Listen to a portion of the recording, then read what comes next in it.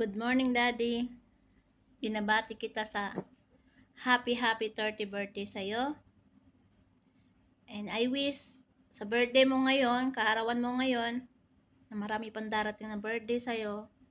And then good health sa buong pamilya mo. Inshallah, sa makikita pa tayo. Makikita tayo sa pag-uwi ko. So, Davao.